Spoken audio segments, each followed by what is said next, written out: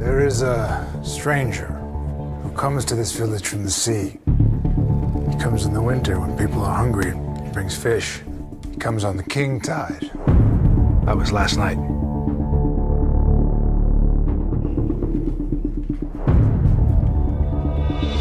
Chuck.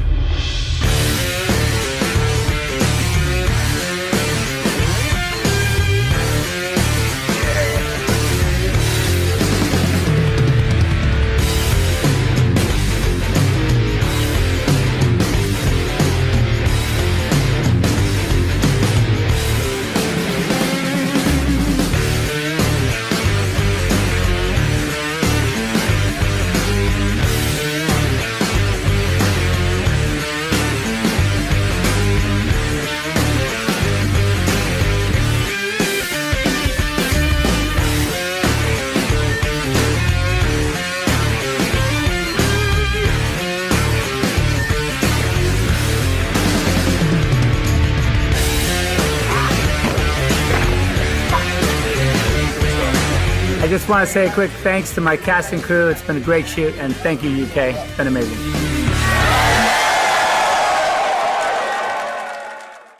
Hey guys, it's Dustin. I'm back with another video for you. So late last week, we did get our first look from Zak Snyder himself, as they have finally finished wrapping up filming for Justice League Part 1. He did release a little montage behind the scenes footage of himself, some of the other people behind the scenes, and of course the actors and actresses portraying the main characters on the big screen. So a little late to the party. I did want to get this video out, get up on some DC news that has broke recently, and kind of get a video up giving you guys my thoughts, my opinions, and just letting you know what I think the future is holding right now for DC. So first off, one of the main shots that we do get is we get a behind the scenes look from a cameraman perspective as far as the interaction that we got in the San Diego Comic-Con trailer of Ben Affleck and Jason Momoa interacting in a bar, in like Ireland scene type, Scottish type scene bar. So we get our look at how that looked from the cameraman's perspective. Next up, we get a nice little shot of Ray Fisher playing Cyborg on the big screen. First ever time that we've seen Cyborg in live action on the big screen. Wearing the Borg Life shirt. Love it. Very, very cool. He's really taking this character to heart, and that's something we really want to see because Cyborg needs to be done justice. Not a lot of people know of Cyborg like they know of Batman, like they know of Superman, or even the Flash now and Wonder Woman. So I think Ray Fisher is going to change the perspective of Cyborg for a lot of people and make him mainstream. After that, we get a great look at Jason Momoa, green screen behind him, full Aquaman uniform coming out, having fun.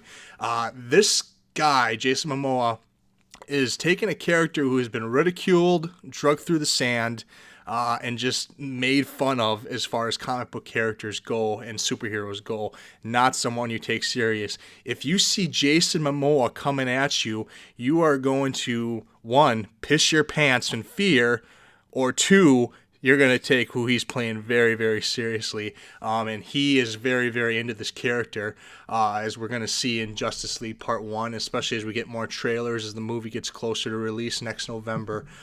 So get ready to be an Aquaman fan, people. Next up, we get a little look at Ezra Miller playing the Flash, Barry Allen, goofing around behind scenes, kind of waving his hands around, just joking around with the cameraman who's shooting the shot. Again, it's going to be a different interaction, or a different interpretation is the word I'm looking for, versus Grant Gustin on the CW. But both characters, I think, as far as how each actor is going to go about portraying them, is going to allow them to live on in their own entity on TV, and then, of course, now in the movie. Next up, we get a real cool behind-the-scenes shot at Aquaman controlling the water, kind of showing us with that big, huge green screen on the right-hand side on the crane with the white background, the water coming up as Jason Momoa is standing on the barge. It really just gives us an idea of how big this movie is going to be, guys. For Justice League, that's what we need. We need a big movie. It has to have the best special effects ever in a movie, and I think that's what they're going for. I think that's what they're going to deliver from all the shots that we're seeing here. Next up, we get a nice little picture of Gal Gadot, basically just walking around backstage. You've got some camera handlers, some assistants, producers, whoever, just walking around, and here comes Gal Gadot in full Wonder Woman garb, just walking around, smiling on stage. This actress has really taken this character to heart too, and I think she's changed a lot of people's perspective as when she was first cast as Diana Prince, Wonder Woman, for Batman v Superman. A lot of people said that her and Ben Affleck's portrayal as Batman, they were the best parts of Batman v Superman, and I agree. I mean, I really, really loved what Ben Affleck did to The Dark Knight, and I love what Gal Gadot did to Diana Prince, Wonder Woman. Definitely changed my mind. She's not just some real gorgeous model anymore. I think she's actually making people think, okay, this chick could actually be Wonder Woman. So yeah, we'll see what she can do with Justice League Part 1, obviously, but beforehand, next June, we are going to see what she can do in her solo Wonder Woman movie, which is going to be awesome. Next up, we get a nice little shot of a stunt person, obviously. I don't think that's Ben doing the stunts on this one, but a guy dressed up in the Batman outfit jumping off of what appears to be a gargoyle with the green screen behind him. So probably jumping down on somebody who's gonna have a horrible rest of his evening, it looks like. After that, we get a great shot of all the main Justice League characters in the beginning of the movie we're going to see. You got Ezra Miller as the Flash, you got Ben Affleck as Batman, you got Jason Momoa as Aquaman, you got Gal Gadot as Wonder Woman, and then over in the far right corner, you have Ray Fisher as Cyborg in an elevator. This to me looks like it's a scene dropping down into the Batcave, and they're going to actually get maybe their first glimpse of the Batcave as a team, which is pretty cool. Next shot, guys, is really, really cool. We have Zak Snyder. We have somebody else in the middle who's probably cinematographer or somebody like that. But then we also see Henry Cavill in the far right corner. Superman is going to be coming back in this Justice League Part 1 movie. Spoilers alert for people that haven't seen Batman v Superman by now. You have been living under a rock if you have not seen or heard of the movie.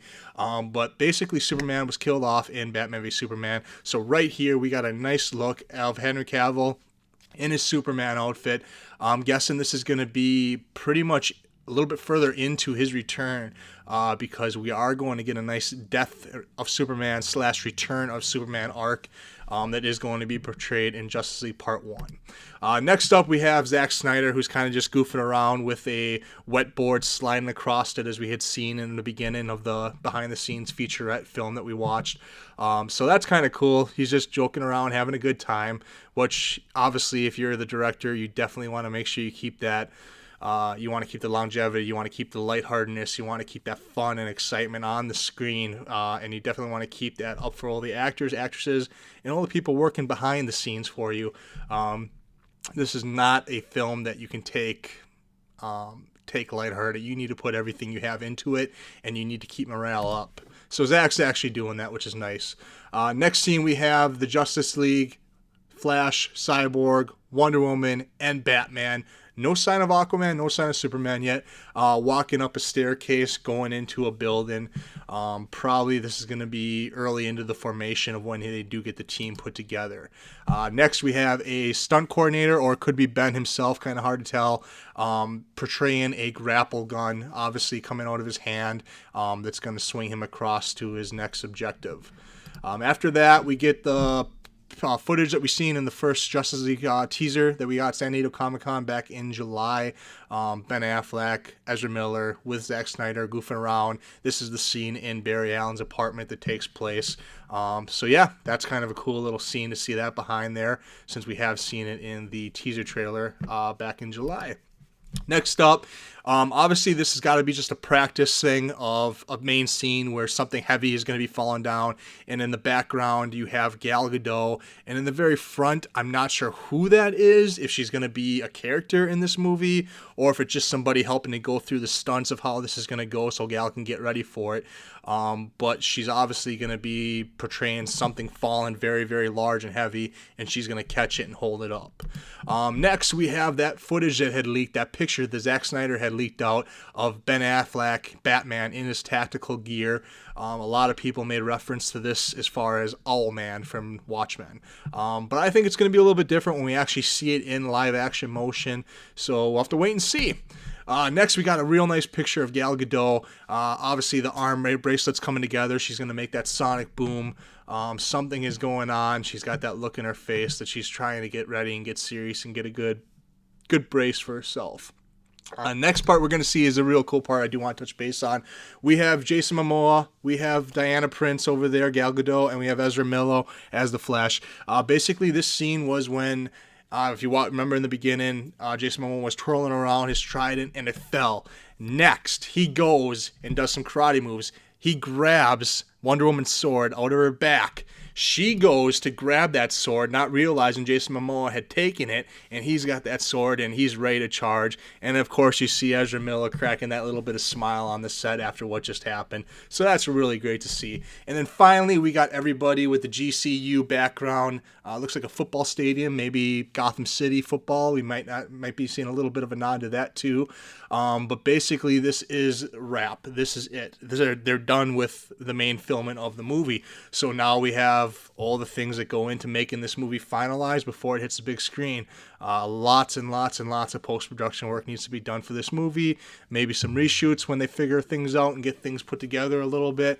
But it's kind of cool seeing everybody put together on that big screen right there in the football stadium that has worked on this movie, starred in this movie, that we're going to get to see. So yeah, and then one more thing really quick, guys, I do want to touch base on. We did also get not rumored, but Ben Affleck was doing an interview and came out when he was asked during The Accountant, his next movie he's preparing to come out. Somebody asked him, what's the name of the movie? All the stuff about the solo Batman movie that's going to be coming out. He did confirm that it is going to be called The Batman, or unless he feels that him and Jeff Johns need to change that title. But as of now, it's called The Batman. And then later on, a few days after, he had come out with another interview, I think, for The Accountant that he was doing a sit-down interview with, and somebody asked him for more clarification. Ben came out and said, I mentioned the other day it's been around for a long time, but the movie, there is no Batman movie happening yet. We're still trying to figure it out, get the script and budget and all that stuff. He said, and someone said, what are you calling it? And I had said, like back when we were promoting another movie, I was like, we don't have a name for it. We're just going with The Batman or Batman movie. And I said that. And everyone was like, Affleck announced his name of his Batman movie. So, guys, they're still so very, very early in production. And everybody is so going nuts for the solo Batman movie with Ben Affleck. Every movie that he does, not DC related, he's going to get questions about it.